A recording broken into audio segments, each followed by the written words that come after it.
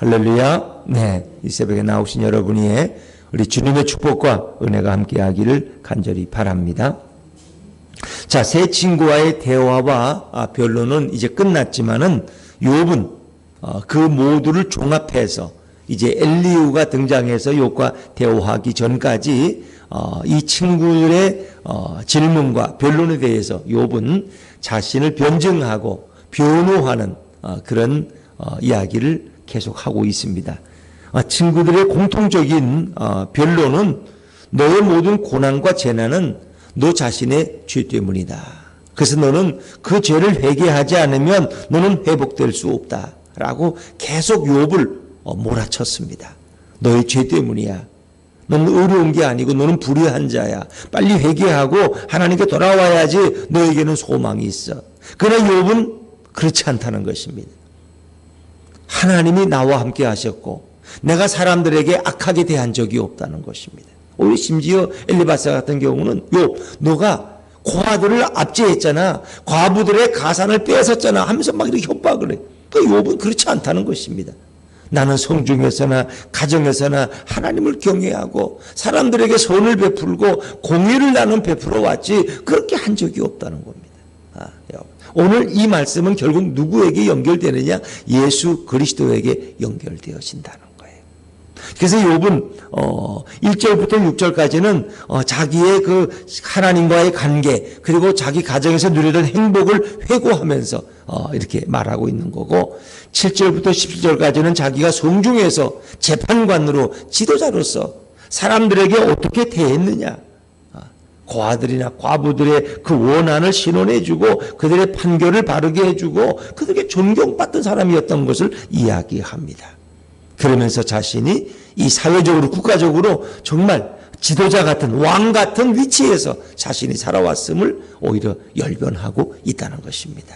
자, 왜 욥은 이런 자신에 대한 변호를 간절히 오늘 성경에 기록하고 있을까? 이 욥의 세 친구들은 너는 하나님과의 관계도 끊어졌고 사람들과의 관계도 다 단절됐어 하면서 욥을 공격하는데 욥은 아니라는 거. 이 고난이 오기 전에 과거에 나는 하나님과 아름다운 관계를 가졌고 하나님은 나를 보호하셨고 나와 동행하셨고 나와 교통하셨고 나는 이웃 사람들 모든 백성들로부터 존경받던 사람이었다는 거예요. 자, 욥은 이제 그것을 이렇게 쭉 설명하면서 변호하고 있고 실제는 이 욥기를 기록한 저자가 하나님이 욥을 가리켜서 욥은 순전하고 온전한 자라는 그 말을 저자 자체가 그 말을 변호하고 있다는 거예요. 그 욥이 과거에 얼마나 하나님 앞에서 아름다운 삶을 살았는가를 오히려 이야기하고 있는 거죠. 자, 우리 이제 1절부터 한번 좀 읽어보면서 말씀을 나누면 좋겠습니다. 1절, 2절, 3절, 1절, 2절, 3절 같이 읽죠. 시작. 욥이 풍자하여 이르되 나는 지난 세월과 하나님이 나를 보호하시던 때가 다시 오기를 원하노라. 그때는 그의 등불이 내가 그의 빛을 힘입어 암흑에서도 걸어 다녔느니라. 그 욥의 가정과 하나님과의 관계를 설명하는데 욥이 풍자했다는 것은 그가 비유로 설명했다. 혹은 탄식하며 말했다는 거예요. 2절에 보니까 나는 지난 세월과 하나님이 나를 보호하. 지난 세월 동안 하나님이 나를 어떻게 보호하셨는가. 정말 하나님은 욥을 너무너무 사랑하셨고 그에게 세밀한 그런 보호를 주셨다는 거예요. 하나님은 욥을 보호하시는 그런 하나님이셨어요. 욥의 하나님은 친구처럼 욥과 교제하셨고 그리고 욥과 함께 하시던 분이라는 걸 욥이 말하는데 3절 말씀에 보면 그때는 그의 등불이 내 머리에 빛이었고 이 등불이라는 것은 하나님의 축복과 돌보심입니다. 그러니까 하나님이 얼마나 욥을 사랑하셨는지 그 하나님의 축복의 등불이 늘 욥의 머리를 비췄다는 거예요. 그래서 욥은 그 하나님의 축복의 빛을 힘입어서 어떤 암흑이 와도 늘 걸어다닐 정도로 캄캄한 암흑이 와도 너는 밝은 대낮처럼 욥은 걸을 수 있었다는 거예요. 왜? 하나님이 그의 길을 인도했기 때문에. 과거의 욥의 삶은 그러했다는 거예요. 이 욥의 지금 바람은 내가 과거처럼 그렇게 하나님과 교제하며 지내기를 원한다는 거죠. 자, 우리 4절 말씀, 4절입니다. 시작. 내가 원기 왕성하던 날과 같이 지내기를 원하노라. 그때에는 하나님이 내 장막에 기름을 발라 주셨도다. 내가 강성하던, 그러니까 내가 건강하던 그때와 같이 나는 지금도 지내기를 원한다. 그 과거가 얼마나 그리운지. 그때에는 하나님이 내 장막에 기름을 발라주셨다. 이 기름이라는 건 하나님의 번영과 축복을 말하는 거예요. 이 욥의 장막에 하나님이 기름을 바르니까 모든 것이 부요하고 번영하고 잘되고 강건하고 부족함이 전혀 없었다는 거예요. 이 기름을 바르다는 것은 축복이라. 하나님의 보호가 축복이 늘 욥과 함께 했다는 거예요. 그것만 아니에요. 5절에도 그때에는 전능자가 아직도 나와 함께 계셨으며, 그러니까 전능자가 누구예요? 바로 하나님. 하나님이 욥과 늘 동행하셨고 친밀한 교제를 나누셨다는 거예요. 그때에는 나의 젊은이들이 나를 둘러 있었다. 젊은이는 내 자식들이야. 욥의 자식들이 가정에서 욥과 함께 하나님을 찬양하며 늘 행복한 대화를 나누는 그런 삶이 내게 있었다는 거예요. 그리고 하나님은 나를 얼마나 축복하셨는지 6절 말씀입니다. 6절을 같이 읽을까요? 시작. 젖으로 내 발자취를 씻으며 바위가 나를 위하여 기름 시내를 쏟아냈으며. 이 젖이라는 건 보터입니다. 보터. 그러니까 이 보터라는 건 하나님이 그만큼 부요하게 욥을 축복했다는 거예요. 그 발자취를 늘 하나님이 젖으로 보터로 함께했다는 것은 늘 가는 곳마다 축복이 임했고, 바위가 나를 위하여 기름 시내를 쏟아냈다. 내가 바위 틈을 지나가는 기름처럼 내 삶이 늘 윤택했고 원활했다는 거예요. 부족함이 전혀 없었어. 하나님과의 관계 오케이. 너무 좋은 거예요. 맑음. 그렇죠. 아이들이 일기장 쓸 때 엄마하고 아빠 관계 오늘 흐림. 엄마하고 아빠하고 다퉜다. 흐림이야. 근데 엄마하고 아빠 관계가 오늘은 태양이야. 너무 밝고 좋았다. 우리 집 전체가 밝은 것 같다. 이런 것처럼. 욥이 볼 때 하나님과의 관계는 늘 너무너무 좋은 거야. 오늘도 밝음이야. 날 친밀하고 하나님의 축복이 늘 함께했던 과거의 삶. 그때 그 행복을 욥이 회상하는 것입니다. 7절부터 10절까지는 욥이 성중에 나가. 성중이라는 건 지도자들이 이런 공회당 같은 성터의 중앙에 앉아가지고 사람들이 문제를 가져오면 그 문제를 해결해 주는 거예요. 지도자들이 거기 앉았고, 또 아니면 법관들, 재판장들이 그 성중에서, 성문 광장에서 재판을 했다는 거예요. 그래서 억울한 사람들이 문제를 가지고 오면 그걸 잘 해결해 주고, 고아들이나 어려운 사람이 오면 그들을 긍휼히 여겨서 구제하고, 이런 일들을 해서 욥은 엄청난 존경과 사랑을 받았던 자신의 과거를 쭉 회상하고 있습니다. 7절부터 10절인데 한번 좀 읽어보죠. 7절, 8절입니다. 시작. 그때에는 내가 나가서 성문에 이르기도 하며 내 자리를 거리에 마련하기도 하였느니라. 나를 보고 젊은이들은 숨으며 노인들은 일어나서 서며. 이게 욥이 성문에 나가면 자리가 준비되어 있고, 나를 보면 젊은이들이 그냥 어이구 저 욥 선생님 나오셨네 하면서 이렇게 자신을 숨길 정도로, 노인들은 나를 보면 일어나서 서서 어이구 저 욥 선생님 오셨다고 이렇게 욥을 존경했다는 거예요. 욥을 경외하고 존경하는 이 주위 동네 사람들의 모습을 설명하는 거예요. 노인들도 젊은 욥 앞에서 일어나서 머리를 수그릴 정도로 욥은 존경받는 인물이었다는 거예요.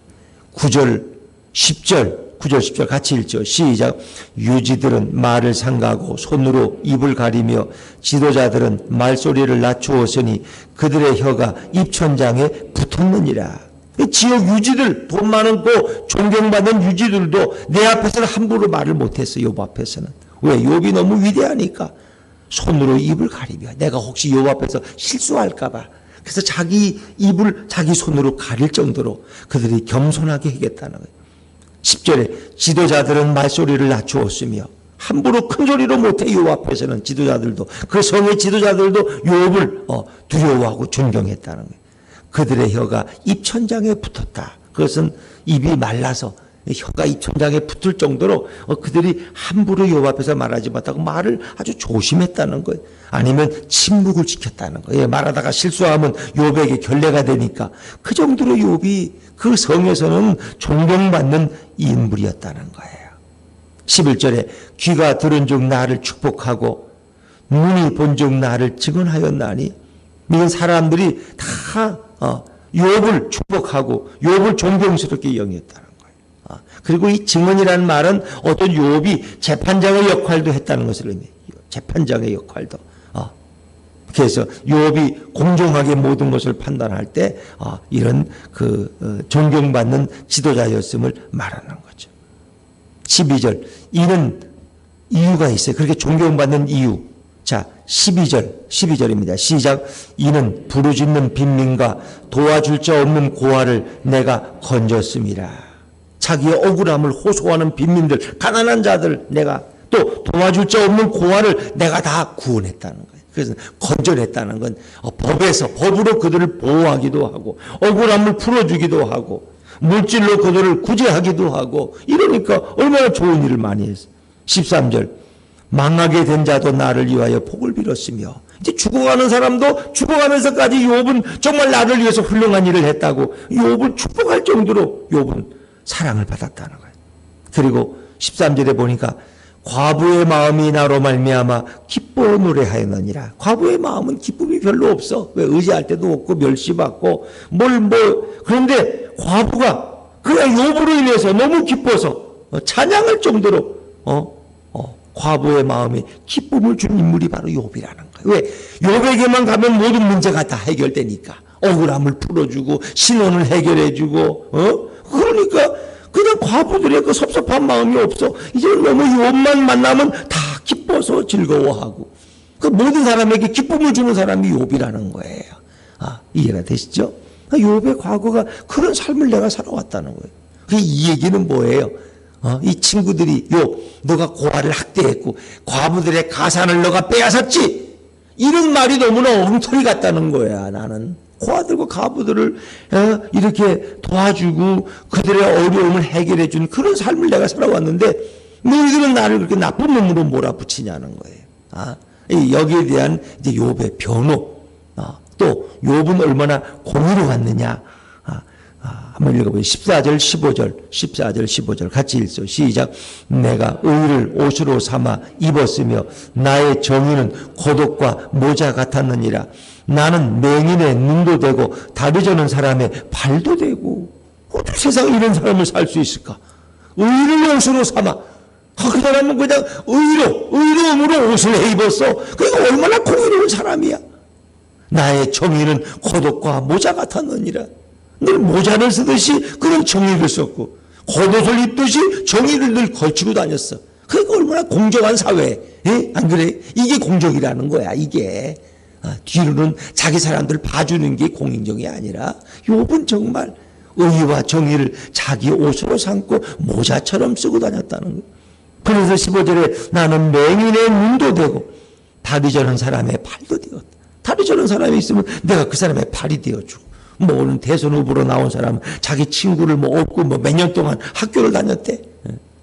그래서 그 사람도 판사가 되고 자기도 판사가 되고 맹인의 눈도 되어주고, 바로 이것이 욥의 삶이었다는 거예요. 이런 욥에게 어디 불의함이 있냐는 거예요. 여러분 생각해 보세요. 또 16절 17절 같이 읽죠. 시작. 빈궁한 자의 아버지도 되며 내가 모르는 사람의 송사를 돌보아 주었으며 불의한 자의 턱뼈를 부수고. 아멘. 빈궁한 자의 아버지도 돼. 가난한 자가 있으면 내가 그의 아버지처럼 그에게 먹을 걸 채워주었고, 모르는 사람의 송사를 돌보아 주었다. 재판정들이, 검사들이 타락하면은 잘 아는 사람은 무조건 무죄고 모르는 사람은 무조건 유죄고 이렇지 않았다는 거예요. 난 전혀 모르는 사람이 내게 와서 변호를 부탁해도 나는 그들을 공정하게 송사를 돌봐줬다는 거예요. 욥은 하나님 앞에서 어떤 삶을 살아요? 인간적으로. 그렇죠? 17절. 불의한 자의 턱뼈를 부수고, 만약에 악인이 있으면 내가 그를 용서치 않았다는 거예요. 불의한 자의 턱뼈를 부숴서 그가 노획한 물건을 그 이세에서, 그가 남의 걸 먹다가 이에 삐어서 그 이에 있는 걸 빼내서 돌려줄 정도로 나는 불의한 자들을 용납하지 않았다는 거예요. 이게 공정사회야. 이게 공정사회. 욥은 그런 삶을 살았다는 거예요. 그리고 욥이 진정 지금도 원하는 게 있어요. 그가 늘 원하던 것은 내가 이렇게 편안히 살다가 숨을 거두고 내가 이렇게 하나님 앞에서 은혜를 입고 장수하며 살기를 그는 원했어요. 자, 그가 원하는 거, 지금 원하는 게 이런 거예요. 자, 18절 같이 읽죠. 시작.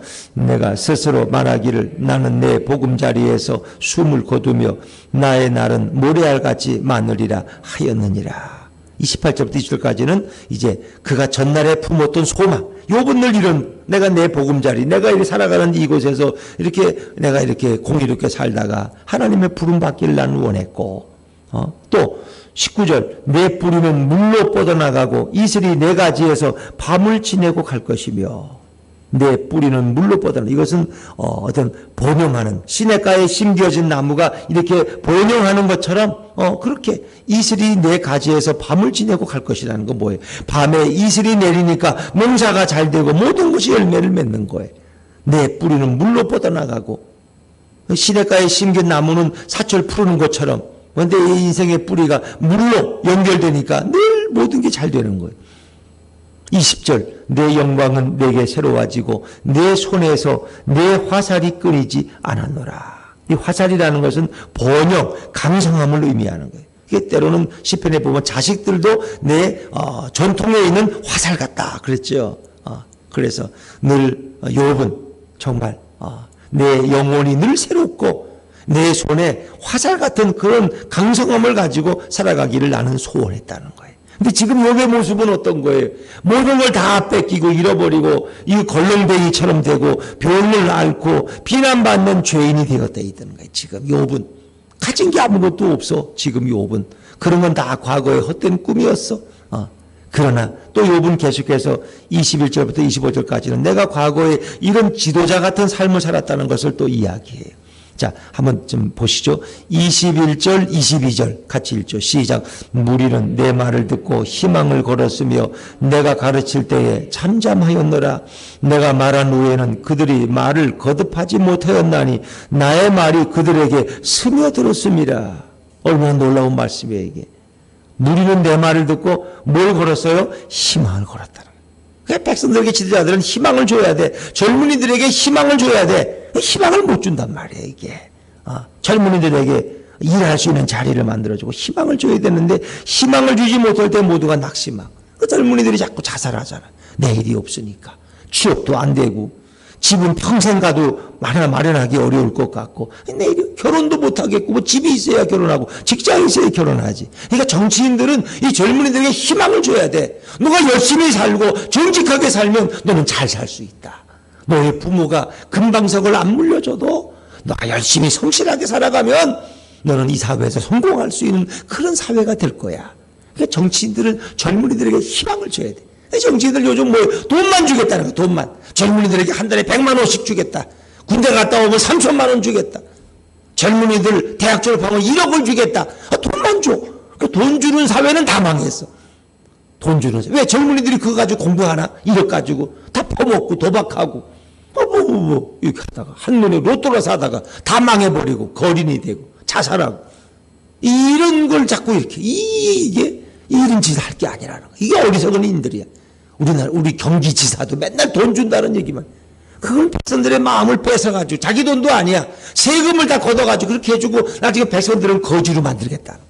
그 좋은 사회가 아니에요. 돈 주는 사회는 좋은 사회가 아니에요. 그 나라를 망쳐먹겠다는 거야. 진짜 어려운 사람들은 도와주고, 그거는 돈 안 받아도 잘 사는 사람들은 잘 살게 격려해주고, 기업가들은 회사를 잘 경영하도록 모든 규제를 풀어주고, 이게 잘 사는 거지. 기업가들은 더 억제하고, 탁하면 뭐 그 집 잡아가지고 감옥에 집어넣고, 젊은이들에겐 돈만 주겠다고 그러고, 이게 안 된단 말이야. 그러니까 근본적으로 생각을 바꿔야 돼. 근본적으로. 지도자가 말할 때는 백성들이 희망을 갖게 되고, 그리고 희망은 믿을 수 있는 희망이야. 오늘 희망을 말하면 내일부터 절망이야. 그게 아니라는 거예요. 22절 내가 말한 후에는 그들이 말을 거듭하지 못하였나니, 내가 말하면 그들이 나의 말이 그들에게 스며들었기 때문에 내가 말을 하면 그들이 다 고개를 끄덕이며 수긍한다는 거예요. 마치 물이 스며들듯이 그들의 마음속에 내 말이 스며들 정도로 욥은 훌륭한 말을 왜? 하나님이 그에게 지혜를 주었으니까. 그 사람들이 욥을 어떻게 대했는지 한번 보세요. 이런 표현들 정말 놀랍지 않습니까? 23절 시작. 그들은 비를 기다리듯 나를 기다렸으며 봄비를 맞이하듯 입을 벌렸느니라. 세상에. 이거는 욥에게만 쓰긴 너무 아깝지 않습니까? 이건 누구에게 해당되는 말 같아요? 누구에게 해당돼요? 예수님. 갈급하고 메마른 심령들 예수님 말씀을 들으러 구름대같이 몰려들어. 그들은 마치 담비를 기다리던 나를 기다렸어. 예수님이 오신대. 빨리 나가보자. 그래서 예수님이 가버나움에 가면 가버나움에 사람들이 몰리고, 예수님이 저기 가면 저기 사람들이 몰리고, 왜 그 말씀, 생명의 말씀 들으려고 말이에요. 그들이 피를 기다리듯이 나를 기다렸으며 봄비를 맞이하듯 입을 벌렸느니라. 입을 벌리고 아멘 아멘 아멘 하고 예수님 말씀을 받아들이는 여러분, 안 그렇습니까? 이 다 설명은 욥에 대한 설명같이 보이지만 결국은 예수님에 대한 말씀이야. 예수님이 가난한 자의 이런 문제도 해결해 주셨고, 병든 자를 치료해 주셨고, 절망한 자들에게 희망을 주시고, 천국을 주시고, 세리와 창기들 그 사회에서 인간 대접 못 받는 자들을 다 그들에게 천국을 선물해 주시고, 희망을 주신 분, 예수님, 생명을 주시고. 그래서 예수님의 말씀을 그들은 그렇게 간절히 기다렸어. 마치 담배를 기다리는 우리의 심령들처럼. 그렇죠? 또 예수님을 그들은 뭐예요? 왕처럼 막 모시려고 그랬어. 막 그냥. 예루살렘 입성할 때 우리의 호산나 왕이 오신다. 왕이 오신다. 자, 25절입니다. 25절 시작.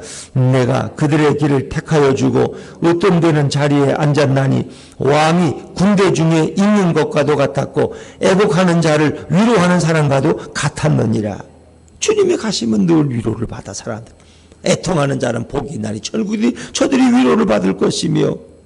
그래서 욥이 마치 표면적으로 보면 욥이 백성들에게 마치 왕처럼 이렇게 그들에게 존경과 사랑을 받았다는 것을 저자가 이야기하고 있는데, 이것은 결론적으로 보면은 우리 예수님이 왕 같은 우리의 구주가 되셔서 백성들을 구원하고, 그렇죠, 예루살렘에 나귀를 타고 왕처럼 입성하시는 그 모습, 주의 이름으로 오시는 이여 우리를 구원하소서. 호산나 호산나. 결국 이 모든 건 다 예수님의 말씀, 예수님이 판결을 해주셨어. 그래서 가늠하다 잡힌 여인은 오니까 이런 여인은 돌로 쳐야 돼. 너희 중에 죄 없는 자가 돌로 쳐라. 아무도 돌로 못 치고 슬금슬금 다 도망가. 아들이 병 들린 여자, 딸이 귀신 들린 여자도, 가난한 여인도 오면 예수님이 그 문제를 다 해결해 줘. 그들의 송사를 예수님이 돌봐주시는. 그러니까 여러분, 욥이 무슨 죄가 있어서 이렇게 고난을 당하고 있냔 말이에요. 예수님은 바로 이렇게 의로운 삶을 살았음에도 불구하고 사람들은 예수님을 죄인으로 몰아서 십자가에 못 박아 죽이는 거예요. 근데 예수님이 가장 안타까운 게 제자들마저 예수님을 떠나갔어. 사람들과 관계도 파괴, 하나님과의 관계도 단절됐어. 엘리 엘리 라마 사박다니 나의 하나님 나의 하나님 어찌하여 나를 버리시나이까. 그렇죠. 모든 관계가 단절돼. 예수님의 모습이. 어쨌든 저자는 놀랍게도 욥을 설명하면서 이 땅에 오셔서 이렇게 의로운 삶을 사셨지만 죄인으로 몰려 십자가에 달리실 예수님을 보여주고 있다는 것입니다. 그분은 우리의 왕이셨어. 그분은 우리의 구주이셨어. 그렇죠? 여러분, 그렇습니다. 오늘도 욥은 오늘도 이 모습 속에서, 이 오늘 본문 속에서 죄 때문에 받는 고난이 아니라 하나님의 섭리와 계획 속에서 받는 고난이 있다는 걸 설명하는. 욥이 뭐 죄 때문에 고난받은 거예요? 아니잖아요. 사단과의 이 하나님이 사단에게 정말 욥이 얼마나 의롭고 진실한 사람인가를 보여주기를 원하신 거예요. 예수님이 뭐 죄가 있어서 고난당하셨어요? 인간의 모든 죄를 대신 지시고 그가 십자가에 죽도록 하나님이 예수님을 보내셨기 때문에 예수님이 그 길을 가는 거예요. 모든 고난에는 죄로 인해 받는 고난도 있지만 하나님의 놀라운 신비와 계획 속에 있는 고난도 있다는 겁니다. 그 하나님의 주권, 그 하나님의 섭리와 그 고난의 신비를 오늘 욥기서는 설명해 주고 있는 것입니다. 오늘 예수님은 바로 이런 분이셨어요. 이렇게 존경받고 사랑받는 우리 구주였었지만 죄인으로 몰려서 십자가에 죽으실 수밖에 없었던 그래서 우리 주님이 얼마나 좋으신 분인가. 얼마나. 오늘도 이 성경에 있는 기록들처럼 오늘도 예수님을 모시고 살아가는 사람에게는 거기에 축복이 있고 기쁨이 있고 행복이 있다는 것을 말씀하고 있다는 거예요. 도와줄 자가 없는 자들도 예수님께 오면 도움을 받고 마음이 서러운 과부도 예수님께 오면 기쁨으로 노래하게 되는 것입니다. 이 주님이 이렇게 사셨고 지금도 주님은 그렇게 살아서 역사하신다는 거예요. 그 부활하신 오늘도 우리와 동행하시는 그 예수님을 바라보면서 그 예수님과 친밀한 교제를 나누며 오늘도 이 무더위와 폭염 속에서도 주님을 찬양하며 감사하며 살아가는 저와 여러분 되시기를 주의 이름으로 축원합니다.